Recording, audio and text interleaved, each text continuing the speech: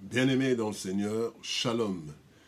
Nous sommes le mercredi 22 septembre 2021. Nous sommes dans la joie de nous retrouver pour une nouvelle méditation biblique. Nous vous saluons au nom de notre Seigneur et Sauveur Jésus-Christ. Nous allons lire un texte dans l'épître de Paul aux Romains. La lettre de Paul aux Romains. Nous lirons le chapitre 12, verset 12. Et nous allons lire dans trois versions, version Louis II, version Bible, le français courant, et nous lirons aussi dans la version Parole de vie. Voici ce que les Écritures déclarent. Romains, chapitre 12, verset 12. Réjouissez-vous en espérance, soyez patients dans l'affliction, persévérer dans la prière. Bien-aimés dans le Seigneur. Dans le français courant, il est dit « Soyez joyeux à cause de votre espérance, soyez patients dans la détresse, priez avec fidélité. » Parole de vie, soyez dans la joie à cause de votre espérance, restez patients dans le malheur, continuez à prier fidèlement. Joie, patience et espérance. Joie, patience et espérance. Bien-aimés dans le Seigneur, il y a plusieurs choses que la vie chrétienne nous apporte. Christ en nous place devant nous d'innombrables portes que nous n'ouvrons pas souvent, par ignorance, négligence ou par peur. Pourtant, lorsque nous les ouvrons une après l'autre, nous découvrons les merveilles de la vie chrétienne. Et alors, rien ne nous séparera du Christ, ainsi que Paul le dit dans Romains chapitre 8. Le texte du jour nous présente trois belles portes que Christ nous invite à ouvrir régulièrement pour notre bonheur quotidien et éternel. Nous allons voir ensemble ces portes et comment les ouvrir. La première porte, c'est la joie. La joie. La Bible dit dans Philippiens chapitre 4, verset 4, « Réjouissez-vous toujours dans le Seigneur, je le répète, réjouissez-vous. » Et 1 Thessaloniciens chapitre 5, verset 16 nous dit « Soyez toujours heureux. » La joie devrait être permanente dans la vie de tout chrétien, d'où le terme « toujours ». Mais est-ce le cas? Non. Pleurs, murmures, colère, grincement de dents, etc. parfument la vie de plusieurs chrétiens.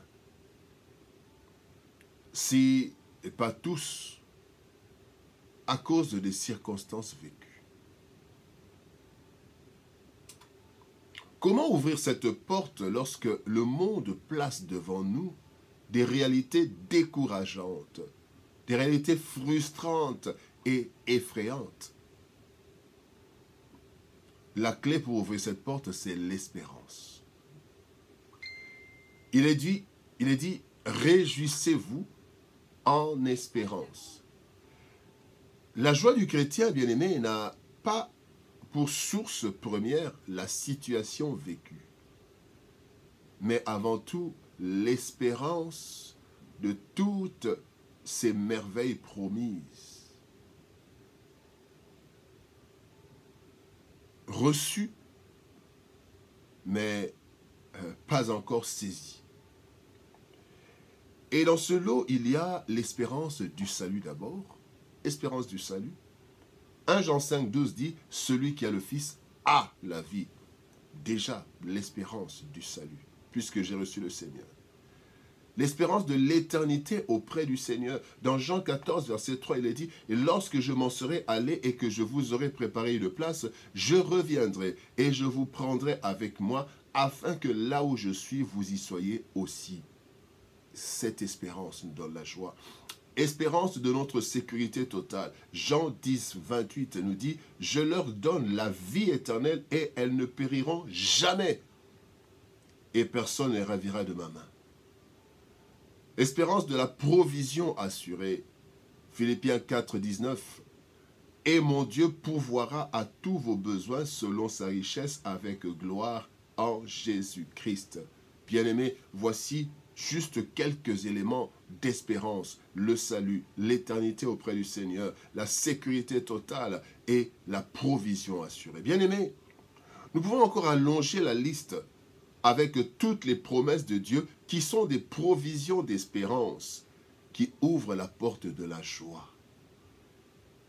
Bien trop souvent fermée dans la vie des chrétiens. Réjouissons-nous en espérance. Et la clé de la joie, c'est l'espérance. Deuxième porte, c'est la patience. Quatrième fruit de l'esprit, la patience est indispensable à la vie du chrétien. Cette patience est multiforme. Nous devons être patients face au plan de Dieu qui agit selon son agenda. Nous devons être patients face à la transformation que Dieu opère en nous. Nous devons être patients face à la réalisation des promesses reçues de Dieu. Nous devons être patients et nous devons être patients face au travail que Dieu accomplit dans la vie des autres. Donner le temps à Dieu pour que les autres changent. Cette porte indispensable, nous l'ouvrons avec la clé de l'épreuve. Soyez patients dans l'affliction. En effet, ici, c'est Dieu qui active l'épreuve ou l'affliction. Mais nous devons l'accepter, car elle apporte la patience telle que nous le dit Jacques, chapitre 1er, verset 3. Il est dit, l'épreuve de votre foi produit la patience. L'affliction, qui est l'épreuve de notre foi, produit la patience. Les différentes épreuves produisent en nous la patience. C'est comme cela que Dieu agit en nous, d'où l'appel de Jacques, dans Jacques chapitre 1er, versets 2 et 3. Il dit, « Mes frères, regardez comme un sujet de joie complète les diverses épreuves auxquelles vous pouvez être exposés, sachant que l'épreuve de votre foi produit la patience. » Les épreuves sont donc la clé de la patience que Dieu nous exige. Soyons patients dans l'affliction. La persévérance, troisième porte. Parlant à ses disciples et s'adressant à tout chrétien, Jésus dit, dans Matthieu 24, 13, « Mais celui qui persévérera jusqu'à la fin sera sauvé. » Nous chantions jadis un merveilleux cantique disant, « Chrétien jusqu'à la mort, je serai chrétien jusqu'à la mort. Chrétien jusqu'à la mort, je serai chrétien jusqu'à la mort. » La vie chrétienne n'a ni mandat ni congé. Ceux qui seront sauvés sont ceux qui persévéreront jusqu'au bout, malgré les tentations, les épreuves et toutes sortes de combats. La persévérance, bien-aimés, est donc une exigence qui nous fait entrer dans le repos éternel, le paradis. Quelle est la clé de cette porte? Eh bien, c'est la prière. Persévérer dans la prière. Ici, le Seigneur nous appelle à avoir une prière persévérante, mais nous devons comprendre que la persévérance provient aussi de la prière. Cette vie et ces moments d'intimité et d'attachement à Dieu.